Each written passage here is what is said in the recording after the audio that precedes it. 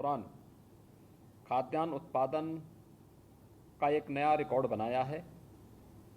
अगर वर्ष 2012 से 17 की अवधि में प्रति वर्ष औसत उत्पादन 139 लाख मीट्रिक टन जहां रहा है, वहीं वर्तमान में यह 163.45 लाख मीट्रिक टन वार्षिक हो चुका है।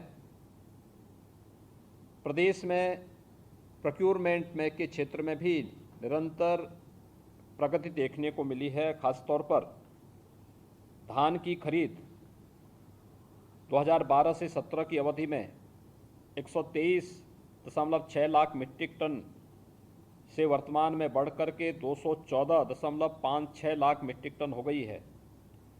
न्यूनतम समर्थन मूल्य पर धान खरीद में भी प्रदेश में नए कीर्तिमान स्थापित हुए हैं, जहां वर्ष 2012 से 17 की अवधि में 14,87,000 कृषकों को 17,119 करोड़ रुपए का भुगतान हुआ। वहीं वर्तमान सरकार के समय में 31,88,000 किसानों को अब तक 37,885 करोड़ रुपए का भुगतान किया जा चुका है। इस वर्ष भी खरीफ की फसल अच्छी होने की संभावना है, तथा न्यूनतम समर्थन मूल्य पर धान खरीद की सभी तैयारियां प्रदेश में पूरी की जा चुकी हैं। इसी प्रकार 2012 से 17 की अवधि में 94.38 लाख मीट्रिक टन गेहूं की खरीद हुई। वही वर्तमान सरकार द्वारा अब तक 209.67 लाख मीट्रिक टन गेहूं की खरीद की जा चुकी है, जहां 2012 से 17 की अवधि में 19,02,000 किसानों को रुपये 12,808 करोड़ का भुगतान किया गया। वहीं वर्तमान सरकार के समय में 43,75,000 किसानों को 36,405 करोड़ रुपए का भुगतान किया जा चुका है। खरीफ फसलों की बुआई के समय डीएपी उर्वरक की अंतर्राष्ट्रीय बाजार की कीमतें बढ़ने के कारण प्रति बोरी कीमत 2,400 रुपये हो गई थी। हम आभारी हैं आदरणीय प्रधानमंत्री जी के, जिन्होंने 500 रुपये प्रति बोरी से अनुदान को बढ़ा करके 1,200 रुपये प्रति बोरी किया, जिससे किसानों को पूर्व की भांति 1,200 रुपये प्रति बोरी की दर पर पर्याप्त मात्रा में डीएपी उपलब्ध हो रही है।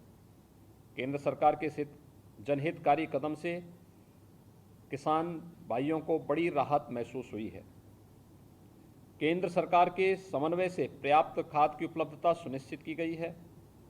करीब 2021 में 57 लाख मीट्रिक टन के लक्ष्य के सापेक्ष अब तक 53 लाख मीट्रिक टन उर्वरक उपलब्ध कराकर 36,76,000 मीट्रिक टन उर्वरक का वितरण भी किया गया है।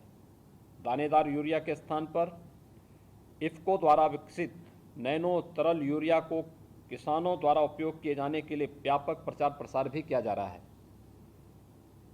सरकार ने गन्ना किसानों के लिए भी कुछ महत्वपूर्ण कदम उठाए हैं। खासतौर पर गन्ना किसानों को वर्ष 2012 से 17 की अवधि में मात्र 95,000 करोड़ रुपए का गन्ना मूल्य का भुगतान हो पाया था। वहीं वर्तमान सरकार के समय में 45,74,000 गन्ना किसानों को 1,42,366 करोड़ रुपए से अधिक के गन्ना मूल्य का भुगतान किया जा चुका है।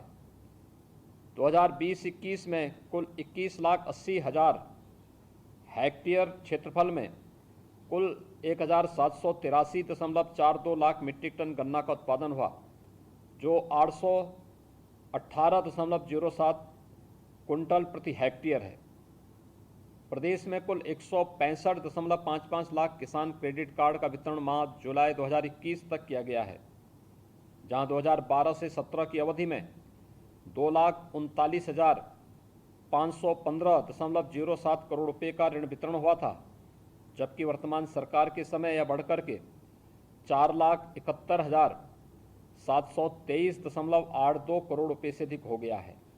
वर्तमान सरकार के कार्यकाल में फसली ऋण वितरण में पूर्व की सरकार के सापेक्ष 96 9.5% की वृद्धि हुई है। जैविक खेती को बढ़ावा देने के उद्देश्य से वर्तमान सरकार द्वारा परंपरागत कृषि विकास योजना के अंतर्गत 36 जनपदों में 585 क्लस्टर के 11,700 हेक्टेयर क्षेत्रफल में जैविक खेती कार्यक्रम का संचालन किया जा रहा है। इसी प्रकार गौ आधारित प्राकृतिक खेती के क्रियान्वयन हेतु 35 जनपदों के 38,670 हेक्टेयर क्षेत्रफल की रुपये 197 करोड़ रुपये की कार्ययोजना भारत सरकार को प्रेषित की गई है। योजना स्वीकृत होते ही इसके क्रियान्वयन को भी सुनिश्चित कराने की योजना है। नमामि गंगे परियोजना के अंतर्गत 3,309 क्लस्टर यानी 66,180 हेक्टेयर स्थापित कर 1,03,442 कृषकों को लाभान्वित किया गया है। सभी क्लस्टर के कृषकों को संगठित कर कृषि उत्पादक संगठन बनाने की कार्ययोजना पर भी कार्रवाई प्रारंभ कर दी गई है। एग्रीकल्चर इंफ्रास्ट्रक्चर फंड के माध्यम से इस कार्रवाई को क्रियान्वित करने की योजना है। भारत सरकार द्वारा कृषि अवसंरचनात्मक निधि की स्थापना की गई है, जिससे वे अपने उपज का उचित मूल्य प्राप्त कर सकें। इस उद्देश्य को पूर्ण करने हेतु भारत सरकार द्वारा फार्म गेट एवं समेकन केंद्र के वित्त पोषण के लिए 1 लाख करोड़ रुपए की जो वित्तीय सुविधा इसके लिए उपलब्ध कराने में काफ़ी मदद होगी।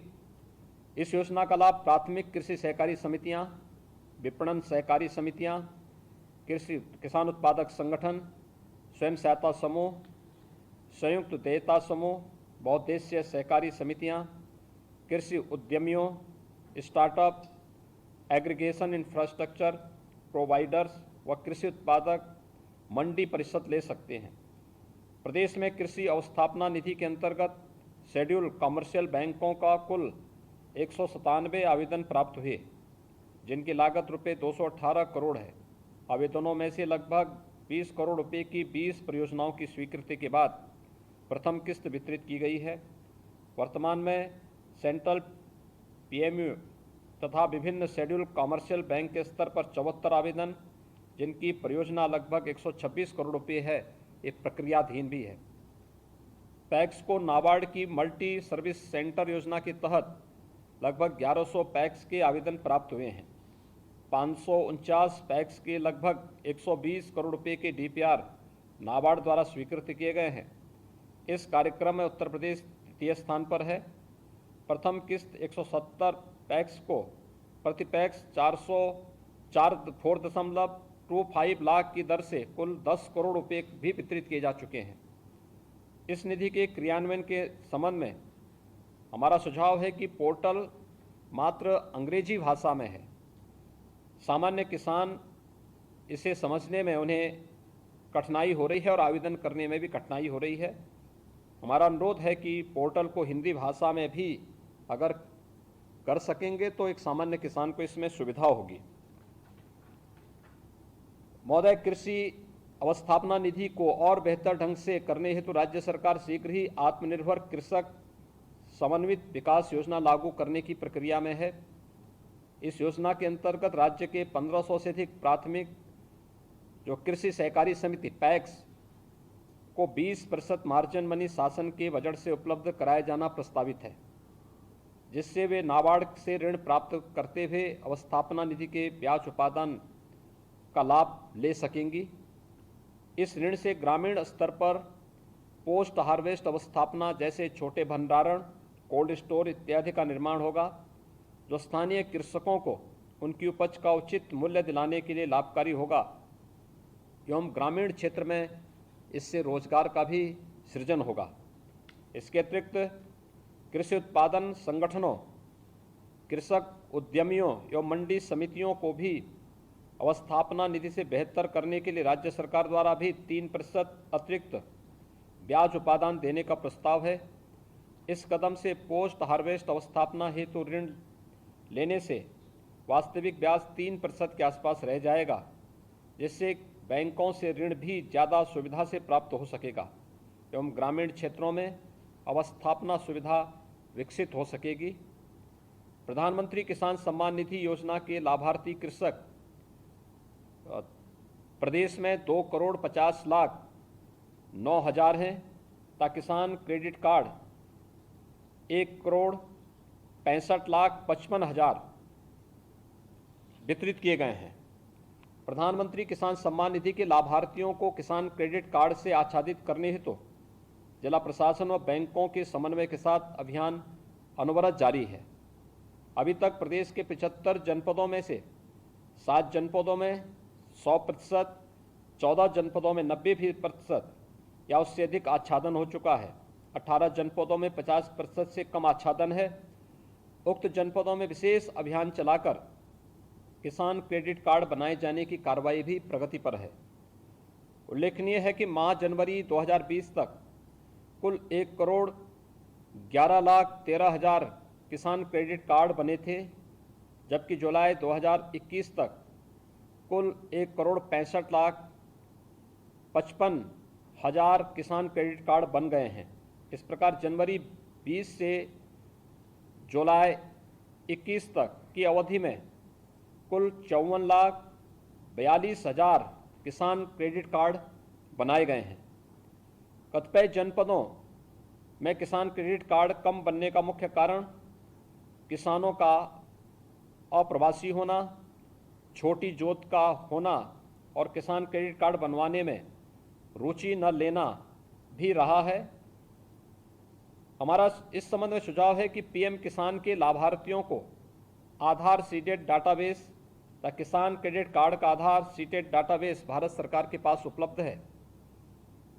हमारा अनुरोध होगा कि यदि दोनों डाटा की मैचिंग कराकर ऐसे पीएम किसान लाभार्थी जिन्हें किसान क्रेडिट कार्ड नहीं मिला है की सूची अगर राज्य सरकार को उपलब्ध करा दी जाए तो किसान क्रेडिट कार्ड बनाने की गति में हम तीव्रता लाने में हमें मदद मिलेगी। भारत सरकार द्वारा देश के किसानों का एक डाटाबेस तैयार किए जाने की योजना है, जिसमें किसानों के कल्याण के लिए संचालित सभी योजनाओं का लिंक किया जाएगा। किसानों को समय समय पर सलाह उपलब्ध कराई जाएगी तथा उनके द्वारा तैयार किए जा रहे उत्पादों के लिए उचित विपणन की व्यवस्था की जाएगी। पायलट प्रोजेक्ट के अंतर्गत भारत सरकार द्वारा उत्तर प्रदेश के 3 जनपदों मथुरा, मैनपुरी और हाथरस को सम्मिलित किया गया है। इस योजना के सफल क्रियान्वयन में राज्य सरकार के सभी संबंधित विभाग अपना पूरा सहयोग कर रहे हैं। तिलहन के उत्पादन में वृद्धि हेतु भारत सरकार द्वारा निर्धारित राष्ट्रीय खाद्य सुरक्षा मिशन ऑयल सीड्स योजना प्रदेश के समस्त 75 जनपदों में संचालित है। किसानों की आय में वृद्धि करने हेतु योजना अंतर्गत तिलहनी फसलों के मिनी किट भारत सरकार द्वारा निःशुल्क प्रदान किए जाते हैं। वर्तमान वर्ष में खरीफ में 13,960 तिल एवं मूंगफली के बीज मिनी किट कृषकों को निःशुल्क वितरित किए जा चुके हैं तथा राई और सरसों एवं अलसी के 4,77,500 बीज मिनी किटों का वितरण भी कराया जाना वर्तमान में प्रस्तावित है। गत वर्ष में कुल तिलहनी फसलों खरीफ और रबी से 11.93 लाख हेक्टेयर भूमि आच्छादित की गई तथा कुल 12.71 लाख मीट्रिक टन का उत्पादन हुआ। वर्ष 2021-22 से तो कुल तिलहनी फसलों के 13.68 lakh metric ton lakh hectare क्षेत्रफल को आच्छादित करने का लक्ष्य है तथा कुल। तो वीडियो कॉन्फ्रेंसिंग के माध्यम से किसानों से बात कर रहे हैं, किसानों को संबोधित कर रहे हैं मुख्यमंत्री योगी आदित्यनाथ। रुकते छोटे से ब्रेक के लिए जल्द हाजिर होंगे। आप देख रहे हैं के न्यूज, खबरों का सारथी। 10 सितंबर को गणेश चतुर्थी है। इस दिन भगवान श्री गणेश हमारे घर पधारते हैं। इस साल हम सभी दिल्ली वासी मिलकर एक साथ गणेश चतुर्थी मनाएंगे। गणेश चतुर्थी के शुभ अवसर पर शाम 7 बजे से दिल्ली सरकार पूजन और आरती का भव्य आयोजन कर रही है। भगवान श्री गणेश जी के पूजन कार्यक्रम में अपने सभी मंत्रियों के साथ माननीय मुख्यमंत्री अरविंद केजरीवाल जी भी शामिल होंगे। पूजन कार्यक्रम का टीवी चैनल्स पर भी लाइव टेलीकास्ट होगा, ताकि आप सभी अपने परिवार के साथ इस पूजन का हिस्सा बन सकें। इस बार हम सब मिलकर भगवान श्री गणेश जी की पूजा अर्चना करेंगे। विघ्नहर्ता भगवान गणपति हम सभी को अपना आशीर्वाद देंगे और सबकी मनोकामनाएं पूरी करेंगे।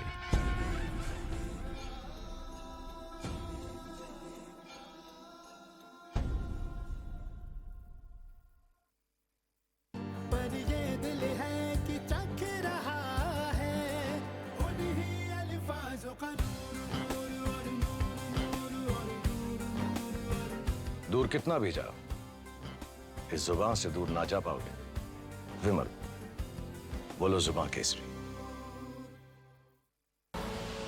आप देख रहे हैं के न्यूज, खबरों का सारथी। और ब्रेक के बाद आपका स्वागत है। सीधे आपको लखनऊ लेके चलते हैं, जहां पर प्रधानमंत्री नरेंद्र मोदी किसानों से बात कर रहे हैं। जिसका उद्देश्य उत्तर प्रदेश में 2019 के निर्यात से 2024 तक कृषि निर्यात को दोगुना करना है। राज्य स्तर की निर्यात निगरानी समिति, मंडल स्तरीय कृषि निर्यात निगरानी समिति और जिला स्तर पर क्लस्टर फैसिलिटेटिंग सेल बनाकर राज्य, मंडल एवं जिला स्तर पर कृषि निर्यात को बढ़ावा देने के लिए संस्थागत तंत्र विकसित किया गया है। निर्यात क्लस्टर के पास स्थापित होने वाले नई प्रसंस्करण इकाइयों के लिए कृषि निर्यात आधारित प्रोत्साहन के लिए प्रावधानित किए गए हैं। उक्त के अतिरिक्त परिवहन अनुदान, निर्यात उन्मुख क्लस्टरों को विकसित करने हेतु प्रोत्साहन भी सम्मिलित किए गए हैं। इसी प्रकार उच्च शिक्षा पाठ्यक्रम प्रारंभ करने वाले शैक्षिक संस्थानों को भी एक मुश्त रुपये 50 लाख अनुदान की व्यवस्था की गई है। कृषि निर्यात में उपयोग की जाने वाली निर्दिष्ट कृषि उपज पर मंडी शुल्क और विकास उपकर से छूट भी प्रदान की गई है। विगत 6 माह में कानपुर से गंगा के किनारे उत्पादित जामुन का मई-जून 2021 में लगभग 5000 किलोग्राम का प्रथम बार निर्यात यूके को किया गया। जामुन निर्यात से किसानों को रुपये 35 से 40 रुपये प्रति किलोग्राम के स्थान पर रुपये 70 प्रति किलोग्राम प्राप्त हुआ है। इस प्रकार फल व सब्जियों के निर्यात को बढ़ावा देने हेतु प्रदेश में कृषि निर्यात हेतु 2 पैक हाउस लखनऊ एवं सहारनपुर में पहले से स्थापित हैं। उक्त के अतिरिक्त अमरोहा एवं वाराणसी में भी नए पैक हाउस निर्मित किए जा रहे हैं। आज यहाँ पर माननीय केंद्रीय कृषि और किसान कल्याण मंत्री तथा माननीय उद्योग एवं वाणिज्य मंत्री जी के साथ कृषि सेक्टर से संबंधित महत्वपूर्ण क्रियाकलापों से संबंधित यह चर्चा, इस संवाद यहाँ पर रखी गई है। राज्यों को रणनीति बनाने में विशेष सहायता इससे प्राप्त होगी। तो फसलों में 96